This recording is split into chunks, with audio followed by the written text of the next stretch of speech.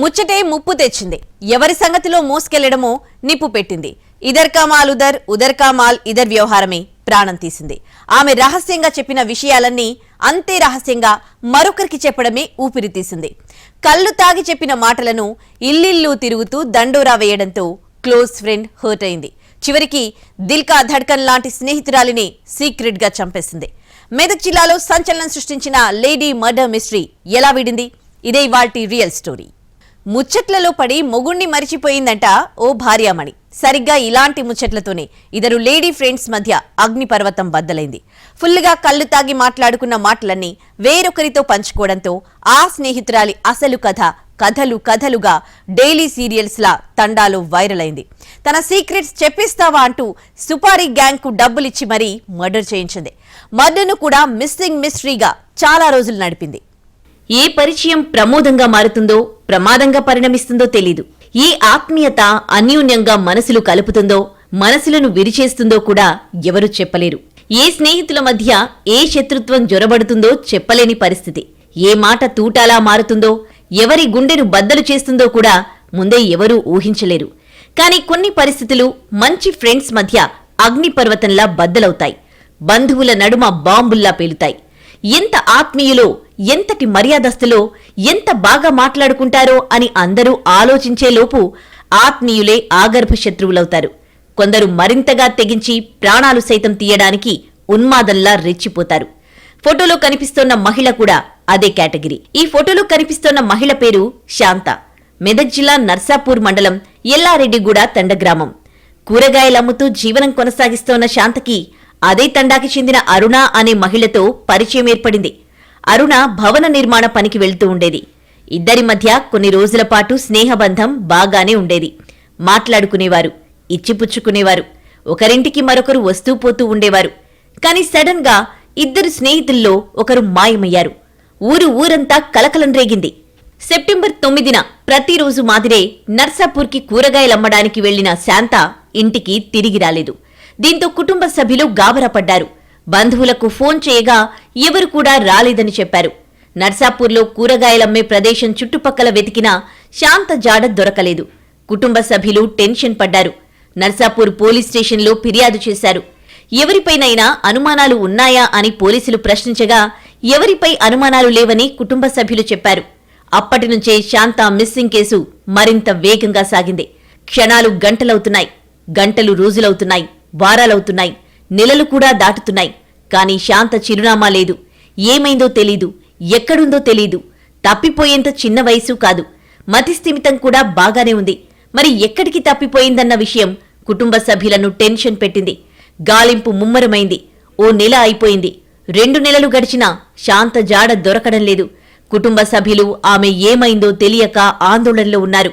అటు పోలీసులపైన ఒత్తిడి పెరిగింది. ఇదే సమయంలో సరిగ్గా నవంబర్ 8న శాంత ఇంటికి ఇద్దరు వ్యక్తులొచ్చి ఆమె గురించి ప్రస్తావన తేగా అనుమానం వచ్చి విషయం పోలీసులకు తెలియజేశారు కుటుంబ సభ్యులు. దీంతో పోలీసులు వారిని అదుపులోకి తీసుకుని విచారించగా అసలు విషయం బయటపడింది. వారాల తరబడి జాడలేని శాంత శవమైంది. ఎక్కడికి పోయి ఉంటుందని భావించిన కుటుంబ సభ్యుల ఆశ నిరాశ అయింది. శాంత దారుణ హత్యకు గురైంది. ఎవరో కుట్రకోణం ప్రకారం హత్య చేశారు. శాంతను హత్య చేసినట్టు పోలీసుల ఎదుట ఒప్పుకున్నారు నిందితులు. అయితే పాత్రధారులు సరే, మరి సూత్రధారులెవరు? ఎవరు హత్య చేయించారు? ఎందుకీ మహిళను చంపించారు అనే కోణంలో విచారించిన పోలీసులకు ఆశ్చర్యపరిచే విషయాలు తెలిశాయి. మొన్నటి వరకు కలిసిమెలిసి ఉన్న మిత్రురాలే ఆమె పాలిట యమదూతగా మారిందని నిర్ధారించారు. స్నేహంగా మెలుగుతూ అచ్చట్లు ముచ్చట్లు చెప్పుకుంటూ తిరిగిన ఆత్మీయురాలే చంపేసింది. సుపారీ ఇచ్చి మరీ దారుణంగా హత్య చేయించింది. మంచిదానిలా నటిస్తూ లోపల మాత్రం కసితో రగిలిపోయి చివరికి ఫ్రెండ్ ప్రాణమే తీయించింది. హత్య చేసి 2 నెలలైనా తనకు ఏమీ తెలియనట్టు తనలోని యాక్టర్ని బయటపెట్టింది. టక్కుటమారా విద్యలతో అందర్నీ ఏమార్చింది. చివరికి పోలీసులకు చిక్కి కటకటాల పాలయ్యింది. మెదక్ జిల్లాలో సంచలనం సృష్టించింది ఈ కేసు. చాలా క్లోజ్గా, స్నేహితుల్లా, అక్కా చెల్లెల్లా పిలుచుకునే మహిళల మధ్య వైరమేంటి? ఎందుకు హత్య చేయించింది అనే అంశాలు స్థానికులను సైతం స్టన్ అయ్యేలా చేశాయి. ఆధారాలన్నీ కలుపుతూ సాక్షులందర్నీ విచారిస్తూ నిందితులను విచారిస్తూ పోతే అనేక విస్మయకర విషయాలు వెలుగులోకొచ్చాయి. చెట్టాపట్టాలేసుకుని తిరిగిన తోటి స్నేహితురాల్ని మరో మహిళ ఎందుకు చంపింది? ఎందుకు అంతగా ఆమెపై పగ పెంచుకుంది? పోలీసుల విచారణలో ఆమె ఏం చెప్పింది? తండాలో చర్చానీయాంశమైన ఆమె సీక్రెట్ ఏంటి? మహిళలు ముచ్చట్లు పెట్టడం సహజం. అనేక విషయాలు మాట్లాడుకోవడము కామనే. ఇరుగు పొరుగు విషయాలు, సొంత విషయాలు, చివరికి లోపాలు, పాపాలు, మనసులో ఉన్నవన్నీ బయటకు చెప్పుకుంటారు. క్లోజ్ ఫ్రెండ్ గా భావిస్తే ఎలాంటి రహస్యాలనైనా పరస్పరం పంచుకుంటారు. అలా వీరిలో నిందితురాలు అరుణ కూడా శాంతతో కొన్ని సీక్రెట్స్ షేర్ చేసుకుంది. ఎవరికీ చెప్పకూడదని ఆమె ఎంతగా భావించినా చివరికి ఫ్రెండే కదా చెప్దామనుకుని బయటకు వెల్లడించింది. ఇద్దరికీ కళ్ళు తాగే అలవాటు ఉండడంతో ఆ కైపులో పాపాల చిట్టా మొత్తం శాంతకు శాంతంగా చెప్పింది. తర్వాత అశాంతితో కుమిలిపోయింది. ఏదో ఒకటి చేసెయ్యాలన్న పగతోనూ రగిలిపోయింది. ఇంతకీ ఏంటా మాట? అరుణ దారి తప్పింది. తన పని చేసే చోట కొందరితో వివాహేతర సంబంధం పెట్టుకుంది. ఎప్పటినుంచో ఈ ఇల్లీగల్ ఎఫైర్స్ ను గుట్టు చప్పుడు కాకుండా కొనసాగిస్తోంది. ఈ విషయాలను ఫ్రెండ్ శాంతతోనూ చెప్పుకుందని తెలుస్తోంది. అయితే అరుణ ఇలాంటి లేడీనా అని భావించిన శాంత ఆమె మంచిది కాదన్న సంగతిని అందరికీ చెప్పేదాకా ఊరుకోలేదు. ఊరంతా దండోరా వేసింది. తనకు పరిచయం ఉన్న వారందరికీ ఏదో సీక్రెట్ చెబుతున్నట్టుగా చెప్పింది. ఒకరి నుంచి మరొకరికి పాకుతూ పోయింది. తండా మొత్తం అరుణ వ్యవహారం తెలిసిపోయింది. కొందరు అరుణను హేళనగా చూడ్డం మొదలుపెట్టారు. మరికొందరు స్త్రీలు మాట్లాడడం మానేశారు. దీంతో తన విషయాలన్నీ తెలియడం వల్లే తండాలో అందరూ తనకు దూరమవుతున్నారని లోలోన కుమిలిపోయింది అరుణ. దీనికంతటికీ కారణం శాంతనే అంటూ ఆగ్రహంతో ఉడికిపోయింది. తన గురించి చెడుగా మాట్లాడిన శాంతని ఎలాగైనా మట్టుబెట్టాలని ప్లాన్ వేసింది అరుణ. చేతికి మట్టంటకుండా ఎవరికీ తెలియకుండా హత్య చెయ్యాలని ప్రణాళిక వేసింది. ప్రతిరోజు కళ్ళు తాగే దగ్గర ఇద్దరు వ్యక్తులతో పరిచయం పెంచుకుంది. కొండాపూర్ గ్రామానికి చెందిన శ్రీను, వెంకటయ్యలతో విషయం చెప్పగా శాంతని చంపేందుకు ఇద్దరూ ఒప్పుకున్నారు. అందుకు 10,000 రూపాయలకు డీల్ కూడా చేసుకున్నారు. పైగా శాంత ఒంటిపై ఉన్న బంగారు నగలు, కాళ్ల కడియాలు కూడా తీసుకోవచ్చని వారికి ఆశ చూపించింది అరుణ. అందుకు వారు ఓకే చెప్పారు. తర్వాత మర్డర్ ప్లాన్ పట్టాలెక్కించింది. ప్లాన్ రెడీ చేసిన అరుణ శాంత దగ్గరికి వెళ్లి మాటలు కలిపింది. ఈ రోజు కళ్ళు తాగుదామని చెప్పి బస్సులో గుమ్మడిదలలోని నల్లవల్లి అటవీ ప్రాంతానికి తీసుకెళ్లింది. అప్పటికే అక్కడ శ్రీను, వెంకటయ్యలు కళ్ళు, మద్యం తీసుకుని రెడీగా ఉన్నారు. శాంతకి అనుమానం రాకుండా ముగ్గురు ఆమెతో మాట కలిపారు. శాంతకి మద్యం ఎక్కువ పోస్తూ ముగ్గురు మాత్రం మితంగా తాగారు. శాంత మద్యం మత్తులో జారుకున్నాక శాంత దగ్గర ఉన్న చున్నీతో ఆమె గొంతు గట్టిగా నులిమి హత్య చేశారు.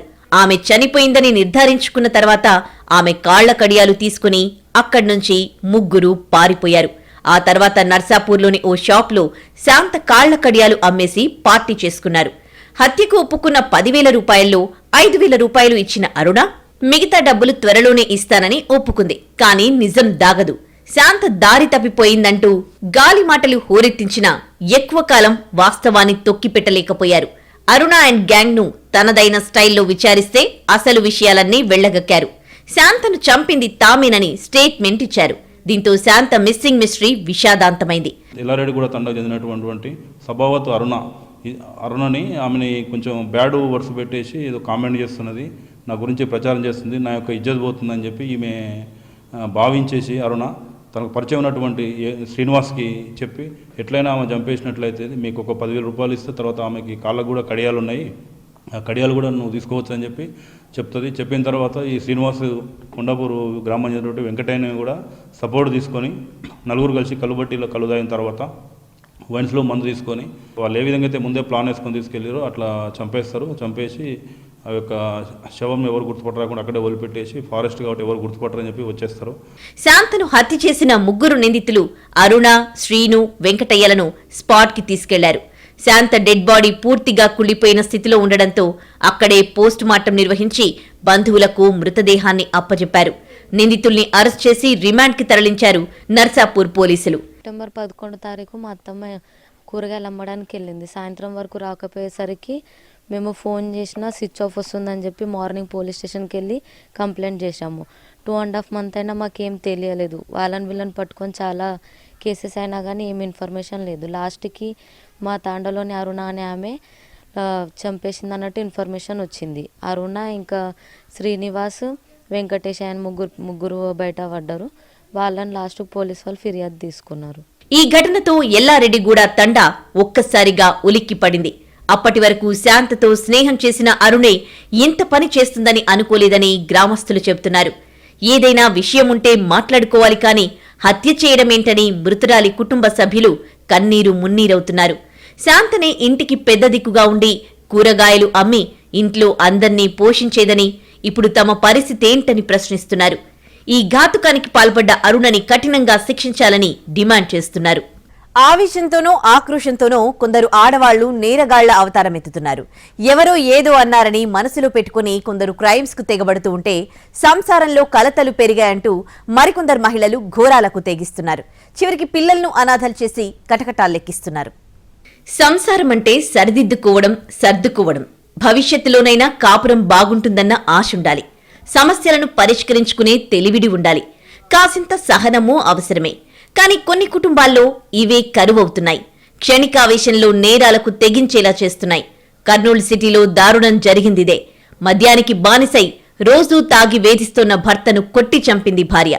పెద్దలతో పంచాయతీ పెట్టినా సమస్య పరిష్కారమయ్యేది.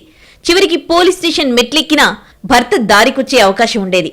రెండూ కాదంటే ఎవరి దారు వారు చూసుకునేందుకు కోర్టు దాకైనా వెళ్లొచ్చు. కాని ఈ మహిళ భర్త ప్రాణమే తీసింది. చివరికి జైలు పాలై బోరుమని ఏడుస్తోంది. పరుపరా అనే పాప పేరు, ఆయన పేరు చిన్న. పొద్దున 6:30కు ఫోన్ చేసింది మా ఆయనకి. ఆ పాప మాట్లాడలేదు. ఇంటి పక్కనే ఫోన్ చేసి ఇంటి పక్కనే ఉండి రాత్రల్లో కొట్లాడుకున్నారు. ఆ పాప కొట్టింది, వాడు కొట్టినాడు, రారు ఇంటికాడికి అన్నది ఆమె. అంటే మీ ఆయనకి అంటే మా ఆయనకి ఇచ్చినాక రాత్రల్లో కొట్లాడుకున్నారు రాజు, ఇటుకి రారి అంటే ఆ పాపకి ఫోను అని మా ఆయన అన్నాడు. అన్న తర్వాతకి ఆ పాప ఉండి బావా ఇద్దరం కొట్లాడుకున్నాము, చిన్న లేడు ఆటుకోపోయినాడు, మీరు ఇటుకి రారి అని ఫోన్ కట్ చేసింది. ఇంకా ఫోన్ ఎత్తలే. కర్నూలులోని ప్రజానగర్లో ఈ ఘటన జరిగింది. చిన్న స్వరూపరాణి దంపతులకు 2 పిల్లలు. ఆటో నడిపే చిన్న మద్యానికి బానిసయ్యాడు. తాగడమే కాకుండా భార్యను వేధించేవాడు. ఓపిక నశించిన స్వరూపరాణి రాత్రి మద్యం మత్తులో ఉన్న చిన్నపై ఐరన్ రాడ్తో దాడి చేసింది. దాంతో అక్కడికక్కడే చిన్న ప్రాణాలు కోల్పోయాడు. చిన్న స్వరూపరాణిలది ప్రేమ వివాహం. 8 ఏళ్ల క్రితం ఇద్దరూ ప్రేమించుకుని పెళ్లి చేసుకున్నారు. క్షణికావేశంలో ప్రేమించి పెళ్లి చేసుకున్న భర్తను కాటికి పంపింది. తాను కారాగార వాసానికి వెళ్లింది. చివరికి పిల్లలను అనాథ చేసింది. క్షణికావేశం మిగిల్చే అనర్థాలివి. భర్తను చంపిన మరో భార్య ఘాతుకమిది. పల్నాడు జిల్లా మాచర్ల నియోజకవర్గం కారంపూడి మండల శివారులోని సింగరుట్ల తండాకు చెందిన బాణావత్ గోపీనాయక్ హత్యకు గురయ్యాడు. అతడిని భార్య చంపేసింది. చాలా ఏళ్ల క్రితమే గోపీనాయక్ హనిమీబాయిలకు పెళ్లైంది. వీరికి 3 పిల్లలున్నారు. వ్యవసాయ కుటుంబం.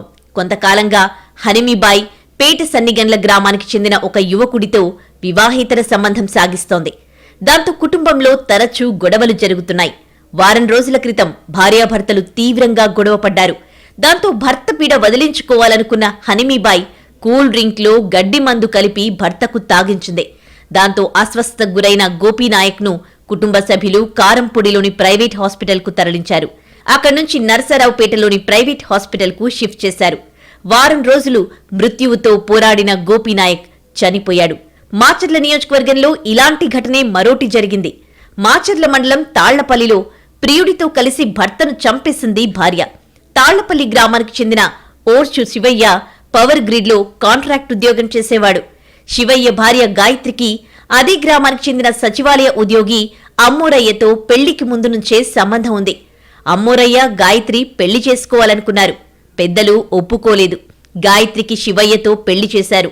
పెళ్లైన తర్వాత కూడా అమ్మోరయ్యతో సంబంధం కొనసాగించింది గాయత్రి. ఒకరోజు అర్ధరాత్రి సమయంలో అమ్మోరయ్య గాయత్రి కలుసుకున్నారు. వారు ఏకాంతంగా గడుపుతూ ఉండడాన్ని శివయ్య చూశాడు. దాంతో కంగారు పడ్డ అమ్మోరయ్య గాయత్రి శివయ్యపై దాడి చేశారు. ముఖంపై దిండుతో అదిమి పట్టి ఊపిరాడకుండా చేసి చంపేశారు. ఆ తర్వాత శివయ్య గుండెపోటుతో చనిపోయాడంటూ అందరినీ నమ్మించే ప్రయత్నం చేశారు. అయితే శివయ్య తల్లి పోలీసులకు ఫిర్యాదు చేయడంతో విజయపురి సౌత్ పోలీసులు దర్యాప్తు చేసి అమ్మోరయ్య గాయత్రిలను అరెస్ట్ చేశారు. నంద్యాల జిల్లా కొలిమిగుండ్ల మండలం పెట్నికోట గ్రామంలోనూ ఓ భార్య హంతకురాలిగా మారింది. అత్యంత పకడ్బందీగా భర్తను చంపేసింది. ఏమీ ఎరుగని అమాయకురాలిగా బిల్డప్ ఇచ్చింది. ఏడుపు పెడబొబ్బులతో డ్రామాలాడింది. చివరికి అంత్యక్రియలకు అంతా సిద్ధమవుతోన్న టైంలో మేడంగారి నాటకం బయటపడింది. రమేష్, రమాదేవి దంపతులకు 2 పిల్లలు. కొడుకు వయసు 14 ఏళ్లు, కూతురు వయసు 13 ఏళ్లు. రమేష్, రమాదేవిలు కూలీ పనులు చేసుకుంటూ జీవనం సాగించేవారు. కొంతకాలానికి రమేష్ తాగుడికి బానిసయ్యాడు. తాగి తిరుగుతూ భార్యాపిల్లలను పట్టించుకునేవాడు కాదు. రమాదేవి కూలీ పనులకు వెళ్లి సంపాదించిన డబ్బుతోనే కుటుంబం నడిచేది. భార్య సంపాదనపై ఆధారపడి పని పాట లేకుండా జులాయిగా తిరిగేవాడు రమేష్. అలా తిరుగుతూనే రమాదేవిపై అనుమానం పెంచుకున్నాడు. రమాదేవి ప్రవర్తన రమేష్కు ఏమాత్రం నచ్చేది కాదు.